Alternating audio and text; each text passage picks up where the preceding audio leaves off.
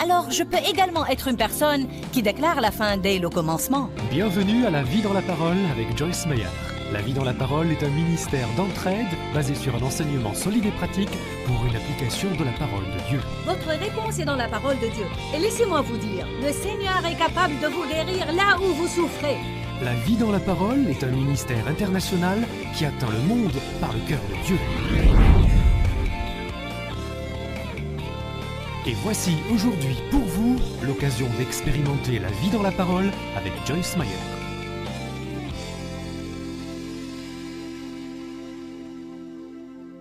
Bienvenue à la vie dans la parole. Je suis si heureuse que vous nous ayez rejoints et je crois que vous allez découvrir aujourd'hui des choses qui pourraient bien changer votre vie. Je vais parler aujourd'hui au sujet de nos bouches et comment on peut prophétiser notre propre avenir. Je crois que pour certains qui regardent cette émission aujourd'hui, peut-être que vous n'aimez pas ce qui se passe dans votre vie, mais vous ne vous rendez pas compte que ce que vous endurez à présent est le résultat de ce que vous avez affirmé dans votre passé sur votre avenir. D'autres parmi vous prisez votre vie aujourd'hui et vous aimez bien ce qui s'y produit. Et ça pourrait être le résultat de ce que vous avez exprimé dans le passé sur votre avenir. Certains d'entre vous ont dit des choses positives, d'autres ont dit des choses négatives. Je crois que l'une des leçons les plus importantes que j'ai apprises dans ma vie, c'est le pouvoir des mots. Comme vous le savez, la Bible nous enseigne que la vie et la mort sont au pouvoir de la langue. C'est là une proclamation vraiment très puissante. Pensez-y. La vie et la mort sont au pouvoir de la langue. Vous savez, Dieu m'a béni et m'a permis d'écrire près de 60 livres. Et l'un des livres que j'ai écrit est intitulé « Moi et ma grande bouche ». À chaque fois que je signale cet ouvrage dans mes conférences, que je le tiens bien haut et je dis « J'ai écrit ce livre, moi et ma grande bouche », tout le monde rit. Et les gens rient en fait parce qu'ils reconnaissent immédiatement que leur grande bouche leur attire souvent des ennuis. Et je sais que ma grande bouche, à différentes occasions dans ma vie, m'a mise dans de beaux draps. C'est un très bon livre et je vais enseigner du contenu de ce livre aujourd'hui et demain sur le programme pour vous aider à bien comprendre le pouvoir des mots. Je crois que les mots sont littéralement des réservoirs de pouvoir. Tout comme ce verre d'eau que je tiens dans ma main maintenant, vous me direz que ce verre est un réservoir pour l'eau. Eh bien, je pourrais mettre différentes choses dans ce verre. Je pourrais y mettre de l'eau qui va étancher ma soif pendant l'enseignement d'aujourd'hui, ou bien je pourrais y mettre du poison si je veux, et qui me tuerait si je le buvais. Je crois que les mots sont de la même manière des réservoirs de pouvoir. Ils peuvent contenir un pouvoir créateur, ou au contraire un pouvoir destructeur. Les paroles peuvent transmettre un pouvoir positif, ou elles peuvent transmettre un pouvoir négatif. On va parler de différentes choses dans les 2 jours qui viennent, mais aujourd'hui en particulier, je voudrais vous parler de votre avenir. Aimez-vous ce qui se passe dans votre vie en ce moment? Certains disent oui, certains disent non. Même si vous aimez ce qui se passe en ce moment, vous voulez vous assurer que les choses vont rester bonnes ou devenir meilleures à l'avenir. Si vous n'aimez pas vraiment ce qui se passe dans votre vie en ce moment, vous voudriez sans doute voir les choses changer à l'avenir. Eh bien, si vous n'aimez pas ce qui se passe en ce moment, vous ne voudrez pas continuer à faire les mêmes choses que vous faisiez, car si vous continuez à les faire, vous allez recueillir plus de ce que vous avez déjà. Mais si vous voulez que les choses changent dans votre vie, alors vous devez effectuer quelques changements dans la manière dont vous faites les choses. Je crois vraiment qu'on peut prophétiser notre avenir. Ça ne veut pas dire, bien sûr, qu'on peut avoir tout ce qu'on veut ou tout ce qu'on souhaite avoir dans la vie, rien qu'en laissant les mots sortir de notre bouche. Mais je crois vraiment que si l'on apprend à parler en accord avec la parole de Dieu, quand on entre en accord avec Dieu, de bonnes choses commenceront à se produire dans notre vie. C'est malheureux à dire, mais trop de gens sont d'accord avec le diable. Oui, il y a un diable et il est vrai. Il me déteste, il vous déteste, il déteste quiconque essaye de faire du progrès ou qui fait quoi que ce soit de bon. La Bible dit dans Jean 10, le voleur ne vient que pour dérober, égorger et détruire. Moi je suis venu afin que les brebis aient la vie et qu'elle l'ait en abondance, pleinement jusqu'à ce qu'elle déborde. Je veux que vous jouissiez de votre vie. Dieu veut que vous prisiez votre vie. Et si vous ne l'appréciez pas en ce moment, alors vous devez faire de sorte que vous vous en réjouissiez à l'avenir. Et vous pouvez faire cela en changeant totalement la façon dont vous dites les choses. Entrez en accord avec ce que Dieu dit à votre sujet. Lisez votre Bible. Instruisez-vous sur ce que la Bible dit. J'enseigne à partir d'une traduction appelée la Bible amplifiée. Et la raison pour laquelle je l'utilise est qu'elle prend réellement de l'hébreu et le grec, les langues originelles de la Bible, et qu'elle décrit d'une manière détaillée ce que ces versets signifient. Je l'apprécie principalement parce que je n'ai pas étudié le grec ou l'hébreu, je ne lis pas le grec et l'hébreu et de ce fait, j'apprécie l'aide qu'elle me porte. Je crois qu'un bon nombre d'entre vous pourraient également profiter d'une traduction amplifiée de la Bible. Si vous regardez mon émission régulièrement, ça vous aidera certainement parce que c'est la traduction que j'utilise tout le temps pour mes enseignements. Donc si vous étudiez la parole de Dieu et vous apprenez ce que Dieu dit à votre sujet et vous entrez en accord avec Dieu, vous allez commencer à voir des choses très impressionnantes se produire dans votre vie. Parlons maintenant de prophétiser notre avenir. La première écriture que je voudrais qu'on examine est Romains chapitre 4, verset 17. Je ne vais vous lire que la moitié de ce verset. Il dit que nous servons Dieu, qui donne la vie aux morts, et qui appelle les choses qui n'existent pas, qu'il a annoncées d'avance et promises comme si elles existaient déjà. Vous savez, c'est un principe vraiment puissant. Nous servons un Dieu qui appelle les choses qui ne sont pas comme si elles étaient. Il prend en fait des choses mortes et les appelle à la vie en déclarant sur elles des mots pleins de vie. Il appelle également des choses qui n'existent pas comme si elles existaient déjà. Par exemple, dans votre vie, si vous avez des problèmes financiers en ce moment, vous ne voudrez pas continuer à dire « je suis fauché, je n'aurai jamais d'argent pour rien. À chaque fois que j'ai un peu d'argent, quelque chose se passe pour m'en priver. » Ça peut bien être votre expérience dans le passé. Ça peut être ce par quoi vous passez en ce moment. Tels sont des faits réels dans votre vie. Mais la parole de Dieu est vérité. Vous devez comprendre ceci. Il y a des faits, ce qui vous arrive, et il y a la vérité. La vérité, c'est la manière dont les choses peuvent être si nous collaborons avec Dieu. Je sais d'expérience personnelle que la vérité est plus puissante que les faits. La vérité de la parole de Dieu l'emportera sur les faits dans votre vie. Si vous la saisissez, vous la croyez, vous priez à ce sujet, vous faites confiance à Dieu pour l'accomplir et vous entrez en accord avec Dieu en déclarant sur ces faits ce que Dieu dit sur et au sujet de votre vie.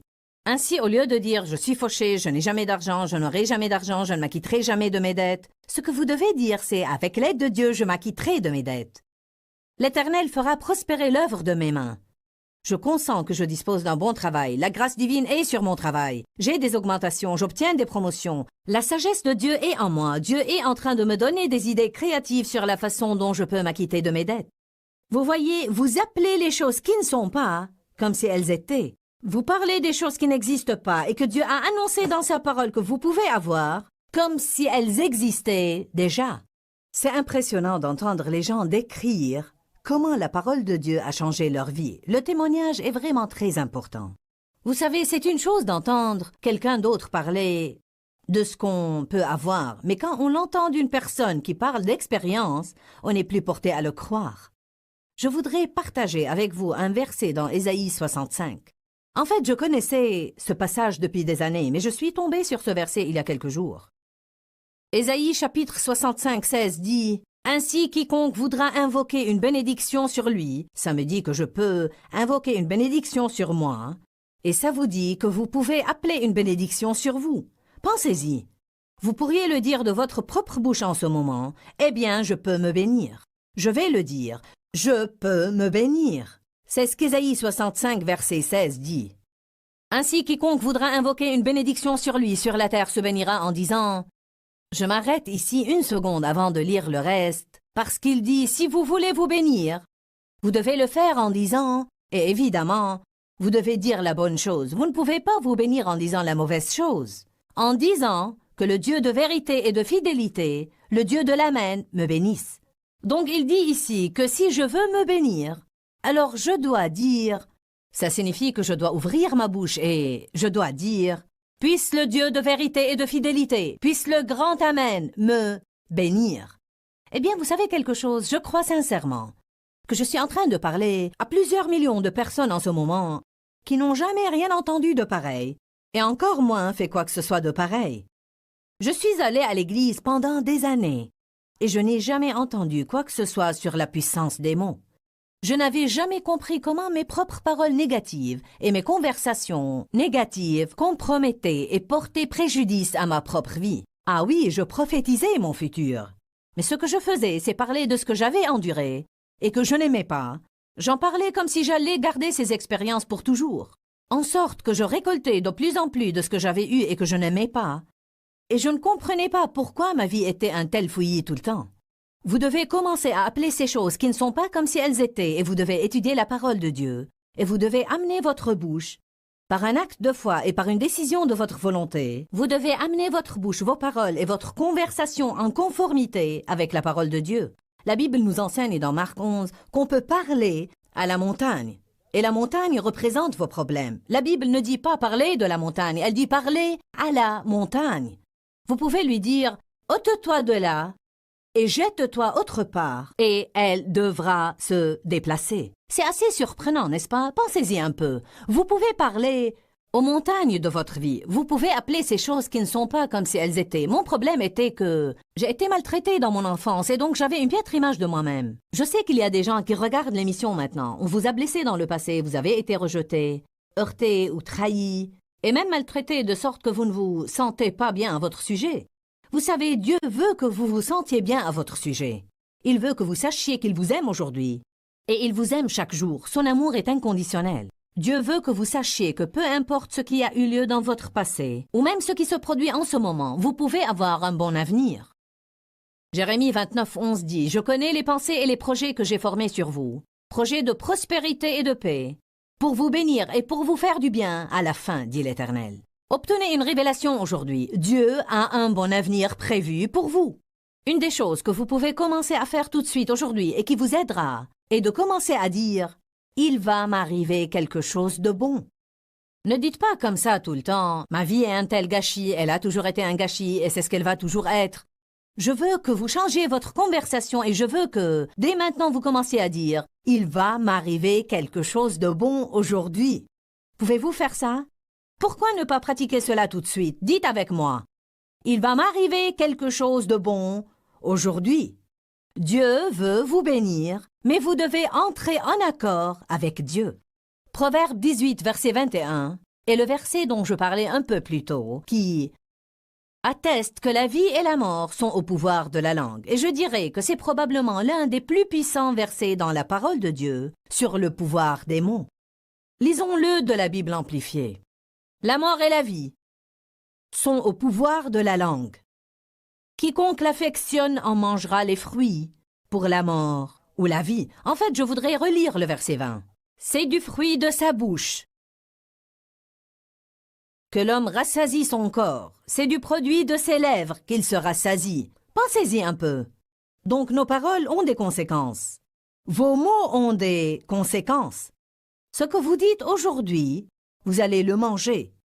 Et ce que vous dites aujourd'hui va avoir des conséquences sur votre demain et son lendemain et le jour suivant et l'année prochaine et ainsi de suite. C'est du fruit de sa bouche que l'homme se rassasie. Vous savez ce que les gens disent tout le temps? Tu vas ravaler ces mots. Tu vas ravaler ces mots. Eh bien vraiment, c'est exactement ce qui se passe et je l'imagine se produire de cette façon. En fait, quand les mots sortent de ma bouche, c'est comme s'ils coulaient le long du bord de mon visage et retombaient dans mes oreilles et puis retournaient au-dedans de moi. Et alors, spirituellement parlant, je dois me nourrir de ces mots. Ou bien je me nourris de quelque chose de négatif ou de quelque chose de positif. On sait tous que le bien est plus fort que le mal. Romains 12, 21 nous dit qu'on surmonte réellement le mal par le bien. Ainsi, si j'ai eu de mauvaises expériences et j'ai de mauvaises choses qui continuent jusqu'à présent, la manière dont je peux les surmonter, c'est en disant de bonnes choses. Proclamez de bonnes choses au sujet de votre avenir et vous verrez que de bonnes choses se réaliseront. La mort et la vie sont au pouvoir de la langue. Quiconque l'affectionne en mangera les fruits, que ce soit pour la mort ou la vie. Allons au livre du prophète Ésaïe. Je voudrais vous convier des choses aujourd'hui, des choses que j'ai apprises de la parole de Dieu, qui, je crois, vous changeront la vie. La Bible dit que nous servons un Dieu qui appelle les choses qui ne sont pas comme si elles étaient. Ésaïe 46, versets 9 et 10. Si vous n'avez pas votre Bible en ce moment, vous pourriez noter ces versets et avoir votre propre étude biblique quand le programme sera terminé. Ésaïe 46, 9 dit « Souvenez-vous des premiers événements, ceux que j'ai faits dès les temps anciens. Oui, c'est moi qui suis Dieu, et il n'y en a pas d'autre. Je suis Dieu, et nul n'est semblable à moi. J'annonce dès le commencement ce qui doit arriver et longtemps d'avance ce qui n'est pas encore accompli. Dieu dit, je suis Dieu, personne n'est semblable à moi. Il n'y a personne d'autre à part moi. Personne ne peut faire les choses que Dieu peut faire. Et bien qu'on puisse se rappeler de ce qui s'est passé dès les temps anciens, Dieu dit, je suis Dieu, qui déclare la fin dès le commencement. En d'autres termes, dès maintenant, j'anticipe ce qui doit arriver et le bon résultat final, que ce soit un projet que je conçois ou un investissement que je fais, un nouveau travail que j'entame, une marche renouvelée avec Dieu, quoi que ce soit, quand je m'embarque dans quelque chose de nouveau dans ma vie, dès le début, dès le commencement de cette nouvelle chose, je dois déclarer le résultat final que je veux par ma propre bouche. Dieu nous dit qu'on doit être des imitateurs de Dieu. Et donc, s'il est Dieu qui déclare la fin dès le commencement, alors je peux également être une personne qui déclare la fin dès le commencement. Regardez Ésaïe 42, verset 9. Voici, les premières choses se sont accomplies, et je vous en annonce de nouvelles. Avant qu'elles arrivent, je vous les prédis. Une autre écriture, comme celle qu'on vient de lire. Dieu dit, les premiers événements, les voilà passés. Je suis prêt à faire de nouvelles choses dans votre vie. Et avant de commencer, maintenant, dans le stade du rêve et de la vision, où l'on conçoit la façon dont on voudrait que les choses soient, on commence à appeler ces choses qui ne sont pas encore comme si elles étaient. Dès le commencement de quelque chose, on en déclare la fin. On en parle comme si c'était déjà un fait concret et une réalité dans nos vies. Dans le chapitre 37 d'Ézéchiel, la Bible dit que nous pouvons parler aux ossements morts et desséchés, et ils se relèveront et revivront. C'est une écriture très puissante et je peux vous parler un peu sur ce sujet. Et bien sûr, j'entre dans le détail sur ces choses-là dans mon livre « Moi et ma grande bouche ». Dans Ézéchiel 37, la Bible dit que Ézéchiel a regardé la vallée qui était remplie d'ossements morts. Je sais que certains pourraient penser c'est une description de ma vie, rien qu'un amas d'os morts et secs. Mais vous savez, ça peut changer. Je veux que vous m'écoutiez aujourd'hui, je veux que vous sachiez ceci. Ce qui continue à se produire dans votre vie peut changer. Dieu est un Dieu qui change les choses. Il a un bon dessein, un bon projet pour votre vie. Bien que Satan soit venu pour dérober, égorger et détruire, Jésus dit « Je veux que vous jouissiez de votre vie et je vais vous montrer toutes les choses que vous devez voir et vous enseigner toutes les choses que vous devez savoir pour que vous puissiez vous réjouir de votre vie. » Une des choses que vous devez voir, savoir et comprendre, c'est précisément ce dont je vous parle aujourd'hui. Que vous devez changer la façon dont vous parlez de votre avenir. Vous devez changer la manière dont vous parlez de vous-même. Vous devez parler de vos finances de la manière dont Dieu parle de vos finances. Et parler de votre santé de la manière dont Dieu parle de votre santé. Dieu a un bon plan pour vous, mais vous devez entrer en accord avec Dieu. Ézéchiel 37:2 dit « Il me fit passer auprès d'eux tout autour, et voici ils étaient nombreux à la surface de la vallée. Et Dieu me dit « Fils d'homme, ces ossements peuvent-ils revivre ?» Je dis « Seigneur éternel, c'est toi qui le sais. » Verset 4, il me dit « Prophétise sur ces eaux et dis-leur, ossements desséchés, écoutez la parole du Seigneur. » J'aime cela. Vous pouvez regarder les os secs et morts dans votre vie, qui représentent tous vos échecs et tout ce que vous avez mal fait, et vous pouvez dire « Ossements desséchés, écoutez la parole de l'Éternel. » Vous commencez à prophétiser la parole du Seigneur sur les lieux arides et morts dans votre vie, et ils commenceront à reprendre vie, et les choses commenceront à changer, et vous verrez de bonnes choses se produire dans votre vie.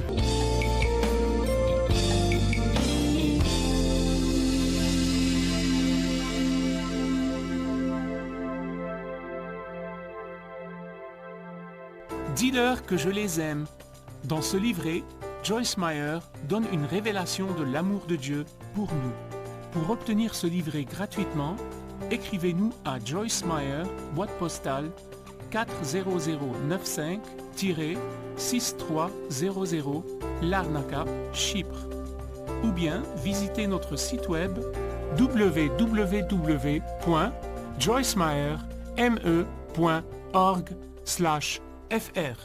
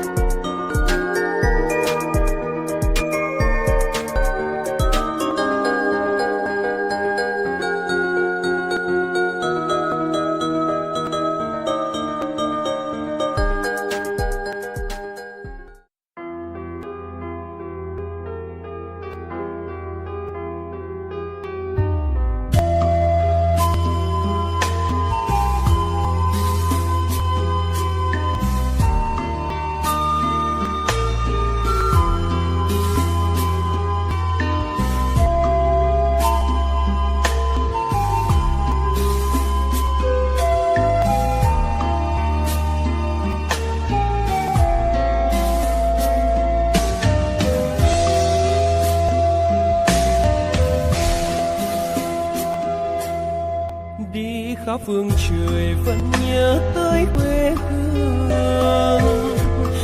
Người về đây thăm làng trù quê mẹ và làng sen quê cha, xúc động bồi hồi người rơi giọt lệ, thương mái nhà tranh thương đất mẹ nghèo. Đi suốt cuộc đời mới được thăm quê hương, gầm lại tiếng thói mẹ ngồi dậy.